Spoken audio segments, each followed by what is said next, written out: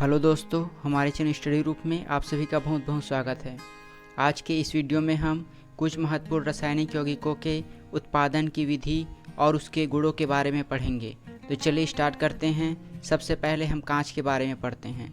कांच के पश्चात हम प्लास्टर ऑफ पेरिस, सीमेंट, इस्पात, इन सभी के निर्माण की विधि को पढ़ेंगे। तो सबसे पहले हम कांच के बारे में पढ़ते हैं। कांच एक प्रकार के धात्विक सिलिकेटों का मिश्रण होता है, अर्थात यह विभिन्न प्रकार के धात्विक सिलिकेटों से बना होता है। यह एक प्रकार का समांगी, पारदर्शी, अक्रिस्टलीय मिश्रण होता है। कांच एक अतिशीतित द्रव होता है। इस बिंदु को हमें याद रखना है कि कांच एक प्रकार का अतिशीतित द्रव होता है, अर्थात कांच मूल रूप में एक द्रव होता है जिसे अतिशीतित करके कठोर बनाया जाता है। कांच का रासायनिक सूत्र क्या होता है? तो कांच का कोई एक निश्चित रासायनिक सूत्र या संगठन नहीं होता है, क्योंकि कांच किसी विशेष प्रकार के यौगिकों से नहीं बना होता है। अगर हम सामान्य सूत्र की बात करें तो इसका सामान्य सूत्र होता है XR2O YMO इंटू SiO2। यहाँ पर SiO2 जो है वह सिलिकेट होता है, जबकि M एक प्रकार का द्विसंयोजी धातु होता है, जबकि जो R होती है वह क्षारीय धातु होती है। क्षारीय धातु के अंतर्गत सोडियम और पोटेशियम आते हैं। इसमें से किसी भी क्षारीय धातु का उपयोग हम कर सकते हैं। जबकि जो X और Y होती है वह होती है अणुओं की संख्या। यदि इसी के माध्यम से अगर हम साधारण कांच के सूत्र की बात करें तो साधारण कांच में यदि हम क्षारीय धातु के स्थान पर सोडियम का उपयोग करते हैं, जबकि द्विसंयोजी धातु के स्थान पर अगर हम कैल्शियम का यूज करेंगे तो हमें जो कांच प्राप्त होगा वह होगा साधारण कांच। यह होता है सोडियम ऑक्साइड, यह होता है कैल्शियम ऑक्साइड और यह होता है सिलिकेट। यहाँ पर आप देख सकते हैं, यहाँ पर R के स्थान पर सोडियम को लिया गया है, जबकि M के स्थान पर यहाँ कैल्शियम को लिया गया है। अब हम अगला पढ़ते हैं। कांच के निर्माण के लिए आवश्यक पदार्थ कौन कौन से होते हैं? कांच के निर्माण के लिए हमें अम्लीय ऑक्साइड की आवश्यकता होती है, साथ ही क्षारीय ऑक्साइड की आवश्यकता होती है। अम्लीय ऑक्साइड के अंतर्गत यूज करते हैं बोरॉन, ट्राइक्लोराइड, सिलिका या फिर फास्फोरस पेंटाऑक्साइड, जबकि क्षारीय ऑक्साइड के रूप में सोडियम ऑक्साइड और पोटेशियम ऑक्साइड का उपयोग किया जाता है। कांच को कठोर बनाने के लिए उसमें एक विशेष प्रकार का पदार्थ पोटेशियम क्लोराइड को मिलाया जाता है। तो परीक्षा की दृष्टि से इस बिंदु को हमें याद रखना है कि कांच को कठोर बनाने के लिए पोटेशियम क्लोराइड का उपयोग किया जाता है।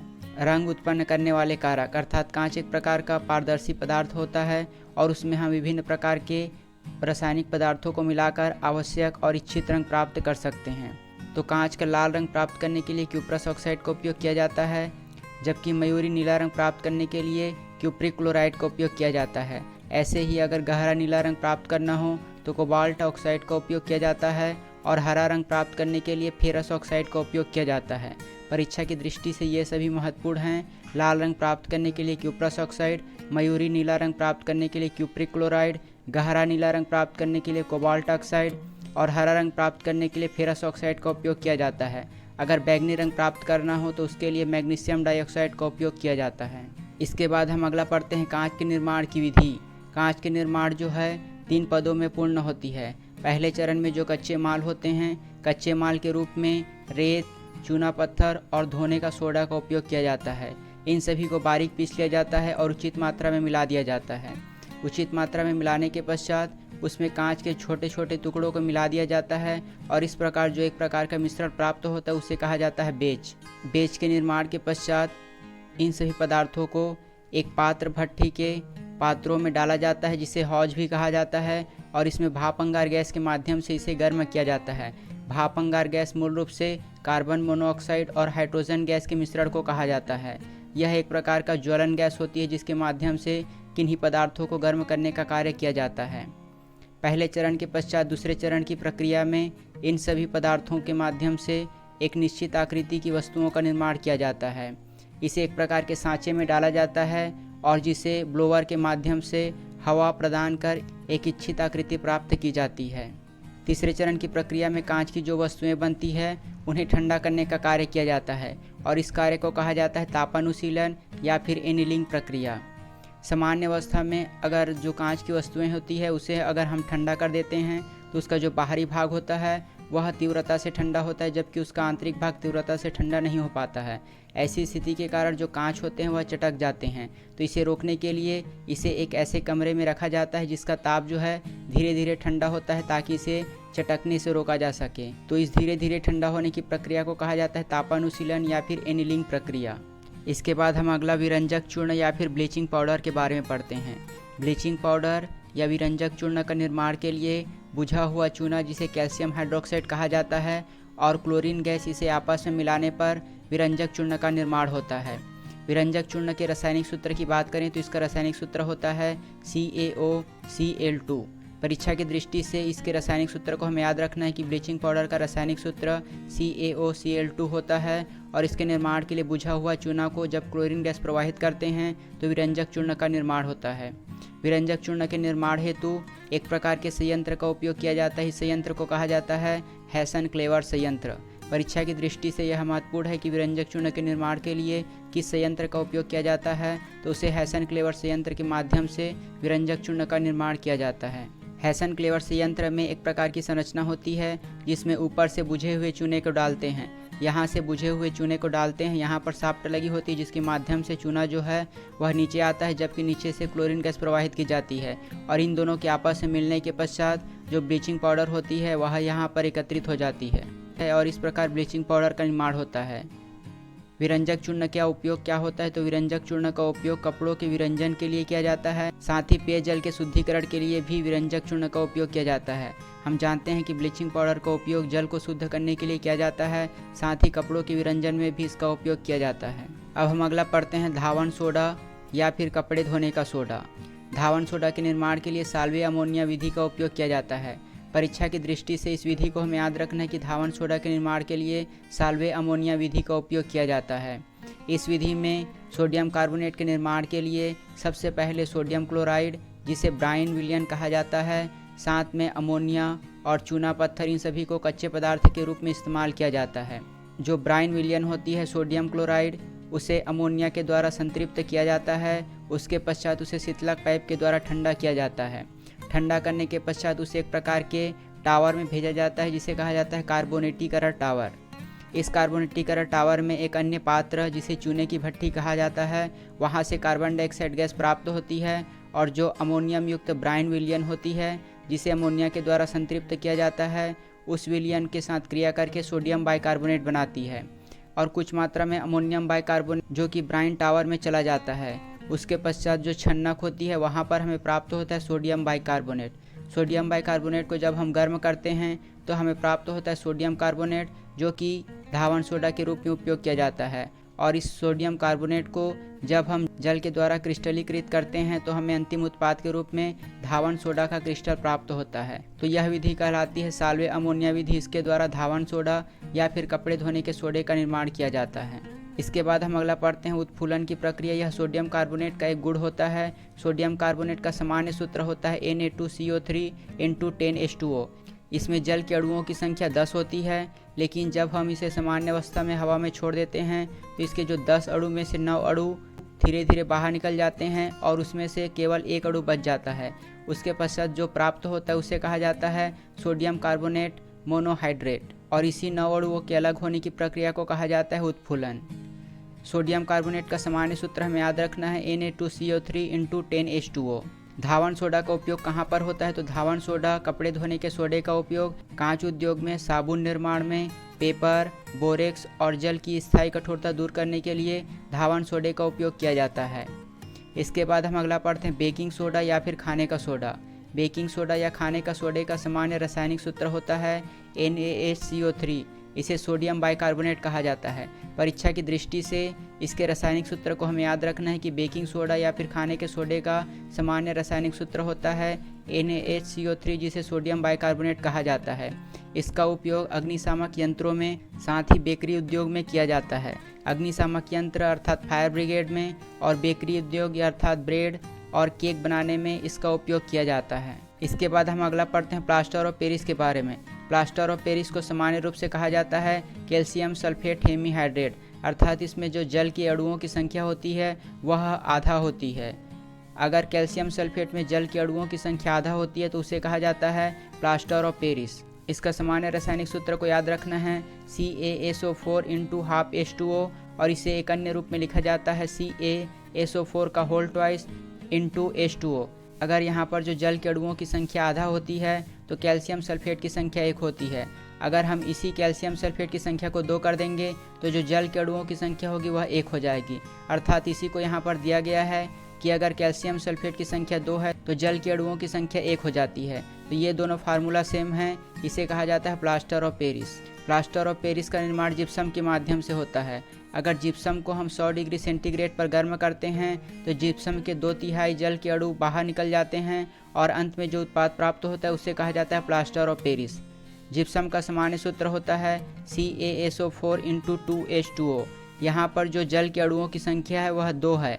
अगर इसमें से हम 2/3 जल को निकाल देंगे तो हमें प्राप्त हो जाएगा प्लास्टर ऑफ पेरिस, जिसका रासायनिक सूत्र होगा CaSO4 × 1/2H2O, और जो जल के अणु होंगे वह पृथक हो जाएंगे। प्लास्टर ऑफ पेरिस में अगर हम पुनः जल मिला देते हैं तो हमें पुनः जिप्सम प्राप्त होता है। अर्थात प्लास्टर ऑफ पेरिस और जिप्सम में केवल जल के अणुओं की संख्या का फर्क होता है। जिप्सम जो है सीमेंट में एक महत्वपूर्ण अवयव के रूप में होता है। सीमेंट में जो एक प्रकार का तत्व उपस्थित होता है जिसे कहा जाता है try calcium aluminate. Try calcium aluminate के जल सुग्राहिता को रोकने के लिए अर्थात उसके जल योजन को रोकने के लिए उसमें जिप्सम मिलाया जाता है। जिप्सम मिलाने से सीमेंट के जो जमने की दर होती है कम हो जाता है, जिसके कारण वह अत्यधिक कठोर हो जाती है। अर्थात जिप्सम मिलाने से सीमेंट के जमने की दर कम हो जाती है और उसकी कठोरता में वृद्धि हो जाती है। इसके बाद हम अगला यौगिक पढ़ते हैं, वह है सीमेंट। सीमेंट एक प्रकार के सिलिकेटों का मिश्रण होता है और इसमें उत्पाद के रूप में चूना पत्थर, चिकनी मिट्टी और जिप्सम का उपयोग किया जाता है। अर्थात जो कच्चे माल के रूप में इसमें चूना पत्थर, चिकनी मिट्टी और जिप्सम का उपयोग किया जाता है। सीमेंट में सबसे अधिक मात्रा में होती है वह होती है चूना पत्थर। चूना पत्थर से कैल्शियम ऑक्साइड प्राप्त होता है, जबकि जो चिकनी मिट्टी होती है और उससे सिलिका और एल्मुना प्राप्त होती है। सीमेंट का संगठन क्या होता है, अर्थात सीमेंट का निर्माण किन किन तत्वों से मिलकर बना होता है, तो सबसे अधिक मात्रा में होती है कैल्शियम ऑक्साइड, जो कि चूना पत्थर से प्राप्त होती है। इसकी मात्रा होती है 50 से 60%। उसमें मिला होता है सिलिका, एल्मुना, मैग्नीशियम ऑक्साइड और कुछ मात्रा में होती है फेरिक ऑक्साइड। इसमें कुछ मात्रा में सल्फर डाइऑक्साइड भी मिले होते हैं और इसमें अंत में मिलाया जाता है जिप्सम 2 से 5%।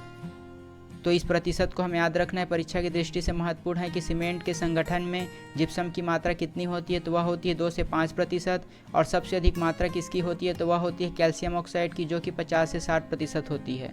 इसके बाद हम अगला पढ़ते हैं निर्माण की विधि क्या होती है। अर्थात सीमेंट को निर्माण के लिए सबसे पहले गारा बनाया जाता है। गारा बनाने के लिए जो आवश्यक कच्चे माल होते हैं जैसे चूना पत्थर, चिकनी मिट्टी, इन सभी को जल में मिला देते हैं और उन्हें बारीक पीस लिया जाता है। बारीक पीसने के पश्चात उसे एक प्रकार की भट्टी में डाला जाता है। उस भट्टी को कोयले के द्वारा गर्म किया जाता है और उसके जो अंदर का ताप होता है वह होता है 800 से 1600 डिग्री सेंटीग्रेड के मध्य। उच्च ताप पर गर्म करने पर ये सभी कच्चे माल आपस में रासायनिक क्रिया करते हैं और रासायनिक क्रिया के पश्चात हमें मुख्य रूप से 4 घटक प्राप्त होते हैं। इन 4 घटकों में शामिल है die calcium silicate, try calcium silicate, die calcium aluminate और चौथा उत्पाद है टेट्रा कैल्शियम एल्यूमिनोफेराइट।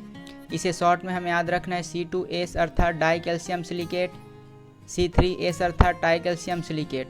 यहाँ पर जो 3 का मतलब है ट्राई, यहाँ पर 2 का मतलब है डाई, C का मतलब होता है कैल्शियम और S का मतलब होता है सिलिकेट। यहाँ पर आप देख सकते हैं C3A अर्थात C का मतलब होता है कैल्शियम, 3 का मतलब होता है ट्राई और A का मतलब होता है एल्यूमिनेट। जबकि जो चौथा घटक होता है उसमें हमें 4 प्राप्त होता है। 4 को कहा जाता है टेट्रा, C को कैल्शियम, A को कहा जाता है एल्मुनी और F को कहा जाता है फेराइड। अर्थात ये 4 मुख्य घटक हमें प्राप्त होते हैं और इस चारों घटकों को सम्मिलित रूप से कहा जाता है क्लिंकर। इस उत्पाद को ठंडा करके जब इसमें 2 से 3% जिप्सम मिला दिया जाता है तो हमें अंत में प्राप्त होता है सीमेंट। तो इन चारों घटकों को हमें याद रखना है और इसमें 2 से 3% जिप्सम मिलाने के पश्चात हमें अंतिम उत्पाद के रूप में सीमेंट प्राप्त होता है। इसके बाद हम अगला पढ़ते हैं जमने की क्रिया। सीमेंट में सबसे पहले जल योजन होता है। जल योजन की प्रक्रिया में कैल्शियम एल्यूमिनेट होती है और कैल्शियम सिलिकेट जल योजित होकर एक प्रकार का कोलाइडी जेल बनाती है। ये कोलाइडी जेल जल अपघटन की प्रक्रिया के माध्यम से कैल्शियम एल्यूमिनेट होती है और कैल्शियम सिलिकेट वह जल अपघटित होती है और जल अपघटन के पश्चात कैल्शियम हाइड्रोक्साइड और एल्युमिनियम हाइड्रोक्साइड का निर्माण होता है। यह कैल्शियम हाइड्रोक्साइड सिलिकेट के साथ क्रिया करती है और वे एक दूसरे को आपस में बांध देती है, जबकि जो एल्युमिनियम हाइड्रोक्साइड होती है वह अंतर कोशों को भर देती है। इस प्रकार सीमेंट जो है आपस में बंध कर एक अत्यंत कठोर संरचना प्राप्त कर लेती है और उसमें 2 से 3% जिप्सम मिलाते हैं। जिप्सम जो है वह टाई कैल्शियम एल्यूमिनेट के साथ जुड़कर कैल्शियम सल्फेट एल्यूमिनेट का निर्माण करती है और सीमेंट के जमने की दर को कम कर देती है। सीमेंट के जमने की दर को कम करने के कारण वह अधिक समय तक रहता है और उसकी कठोरता में वृद्धि हो जाती है। सीमेंट का निर्माण जो है 1924 में इंग्लैंड के वैज्ञानिक जोसेफ एस्पिरिन के द्वारा की गई थी। इसके बाद हम अगला देखते हैं कि सीमेंट में जो विभिन्न प्रकार के अवयव होते हैं उनकी मात्रा का सीमेंट पर क्या प्रभाव पड़ता है। अगर सीमेंट में आयरन ऑक्साइड की मात्रा न होने पर सीमेंट के गर्म होने में कठिनाई होती है, और साथ ही अगर यह आयरन ऑक्साइड अनुपस्थित है तो सीमेंट का रंग सफ़ेद हो जाता है, जबकि उसकी उपस्थिति के कारण ही वह धूसर रंग का होता है। वैसे ही अगर सीमेंट में सिलिका की मात्रा अधिक है तो सीमेंट में कठोरता आने में देर लगती है और सीमेंट की शक्ति जो है कम हो जाती है। तो इस प्रभाव को हमें याद रखना है। आयरन ऑक्साइड का प्रभाव क्या होता है, साथ ही सिलिका की मात्रा अधिक होने पर सीमेंट की कठोरता आने में देरी होती है और सीमेंट की शक्ति भी कम हो जाती है। वैसे ही अगर चूना की मात्रा कम होने पर सीमेंट जल्दी जम जाता है और उसकी कठोरता कम हो जाती है, जबकि चूने की मात्रा अधिक होने पर सीमेंट के जमने पर दरार पड़ जाती है। सीमेंट के निर्माण में चूना पत्थर का उपयोग किया जाता है। तो चूना पत्थर का निर्माण किस प्रकार होता है। जो कैल्शियम कार्बोनेट होती है CaCO3, जिसे कि चूना पत्थर भी कहा जाता है, उसे जब 1000 डिग्री सेंटीग्रेड पर गर्म किया जाता है तो उससे चूना और कार्बन डाइऑक्साइड का निर्माण होता है। इस प्रकार जो चूना होता है उसका उपयोग सीमेंट उद्योग में किया जाता है। इनके प्रभाव को हमने अभी देखा कि अगर चूने की मात्रा कम है तो सीमेंट जो है जल्दी जम जाएगी और उसकी कठोरता कम हो जाएगी, लेकिन अगर चूने की मात्रा अधिक है तो सीमेंट के जमने पर दरार पड़ जाएगी। अगला हम पढ़ते हैं इस्पात निर्माण की विधि। इस्पात निर्माण के लिए इस वीडियो में हम 2 विधि पढ़ेंगे। पहली विधि को कहा जाता है हेनरी बेसेमर विधि। इस विधि के माध्यम से एक पात्र होता है जो कि नाशपाती के आकार का होता है और इसके नीचे में वायु प्रवाहित करने के लिए एक छिद्र होती है, जिसके माध्यम से गर्म वायु को प्रवाहित करते हैं और उसी गर्म वायु के माध्यम से जो कच्चे पदार्थ होते हैं उसमें ऊष्मा प्राप्त होती है और वह गर्म होता है। बेसेमर परिवर्तक 2 प्रकार के होते हैं। पहला परिवर्तक होता है अम्लीय और दूसरा होता है क्षारीय। अम्लीय और क्षारीय में अंतर होता है उसके स्तर में अंतर के कारण। तो चलिए देखते हैं सबसे पहले अम्लीय बेसेमर प्रक्रम क्या होती है। अम्लीय बेसेमर विधि होती है, उसका जो भीतरी भाग होता है उसमें सिलिका का स्तर लगा होता है। इस बिंदु को हमें याद रखना है कि अम्लीय बेसेमर में सिलिका का स्तर लगा होता है। अम्लीय बेसेमर प्रक्रम में हम पिघला हुआ ढलवा लोहा डालते हैं। हम ऐसे पिघले हुए ढलवे लोहे को डालते हैं जिसमें फास्फोरस और गंधक की अशुद्धियाँ न हो।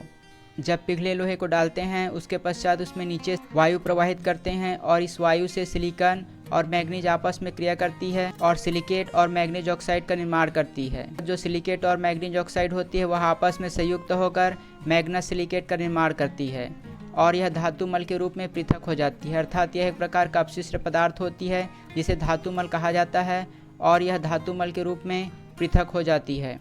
उसके पश्चात जो हमें उत्पाद प्राप्त होता है उसमें स्पीजिल मिला देते हैं। स्पीजिल के अंतर्गत आते हैं लोहा, कार्बन और मैग्नीज का मिश्रण। इन सभी को सम्मिलित रूप से स्पीजिल कहा जाता है और जो उत्पाद प्राप्त होता है उसमें इसकी आवश्यक मात्रा को मिलाकर अंत में हमें इस्पात प्राप्त होता है। इसके बाद हम अगला पढ़ते हैं क्षारीय बेसेमर प्रक्रम। क्षारीय बेसेमर प्रक्रम में स्तर के रूप में मैग्नीज ऑक्साइड और कैल्शियम ऑक्साइड के मिश्रण का उपयोग किया जाता है। इसके लिए ऐसे लोहे का उपयोग किया जाता है जिसमें फास्फोरस की मात्रा अधिक होती है। अर्थात फास्फोरस की मात्रा अधिक होने वाले ढलवे लोहे का उपयोग क्षारीय बेसेमर प्रक्रम में किया जाता है और इसके लिए जो स्तर होती है वह होती है मैग्नीज ऑक्साइड की और कैल्शियम ऑक्साइड की। इस विधि में लोहे के अयस्क का उपयोग सीधे किया जाता है और इस्पात के रूप में अंतिम उत्पाद प्राप्त किया जाता है। इस प्रक्रिया में बहुत कम मात्रा में धातुमल प्राप्त होती है। ये आप देख सकते हैं, यह है बेसेमर प्रक्रम जो कि नाशपाती के आकार की होती है। यहाँ पर नीचे से वायु प्रवाहित की जाती है, गर्म वायु, जिसके माध्यम से जो कच्चे पदार्थ होते हैं वह गर्म होते हैं और यहाँ पर जो गैस निकलती है वह होती है कार्बन डाइऑक्साइड गैस। आप तो क्षारीय बेसेमर प्रक्रम और अम्लीय बेसेमर प्रक्रम में हमें याद रखना है कि क्षारीय बेसेमर प्रक्रम में स्तर के रूप में मैग्नीज ऑक्साइड और कैल्शियम ऑक्साइड का उपयोग किया जाता है, जबकि इसमें ऐसे लोहे का उपयोग किया जाता है जिसमें फास्फोरस की मात्रा अधिक होती है। जबकि अम्लीय बेसेमर प्रक्रम में सिलिका का उपयोग अस्तर के रूप में किया जाता है। इसके बाद हम अगला पढ़ते हैं इस्पात बनाने की अगली विधि, जिसे कहा जाता है सीमेंट मार्टिन की खुले तल की भट्ठी। यह इस्पात निर्माण की आधुनिक विधि होती है और इसमें जो अशुद्धियाँ होती है उसका ऑक्सीकरण वायु के माध्यम से नहीं किया जाता। इसमें अशुद्धियों का ऑक्सीकरण हेमेटाइट के माध्यम से किया जाता है। हेमेटाइट लोहे का एक अयस्क होता है जिसमें ऑक्सीजन उपस्थित होता है। इसका आप रासायनिक सूत्र देख सकते हैं Fe2O3। इसमें जो ऑक्सीजन उपस्थित होती है उसका उपयोग अशुद्धियों को ऑक्सीकरण करने के लिए किया जाता है। इसमें बाहर से वायु प्रवाहित कर उसका उपयोग ऑक्सीकरण के लिए नहीं किया जाता। खुले तल की भट्ठी के जो भीतरी दीवारें होती हैं उसमें कैल्शियम ऑक्साइड, मैग्नीज ऑक्साइड और सिलिकेट का स्तर लगा होता है। उसके पश्चात जो अंगार गैस होती है जो कि कार्बन मोनोऑक्साइड और हाइड्रोजन का मिश्रण होता है, उसके माध्यम से इसे गर्म किया जाता है। गर्म करने पर ढलवा लोहा, लोहे के बुरादे, हेमेटाइट और चूना पत्थर जो है ऑक्सीकृत होती है और ढलवा लोहा के द्वारा कार्बन मोनोऑक्साइड का निर्माण किया जाता है। उसके पश्चात जो अशुद्धियाँ होती है, अशुद्धियों के अंतर्गत सल्फर, फास्फोरस, सिलिकॉन और मैग्नीज होती है, वह ऑक्सीकृत होकर ऑक्साइड बनाती है और वह अशुद्धि के रूप में बाहर निकल आती है।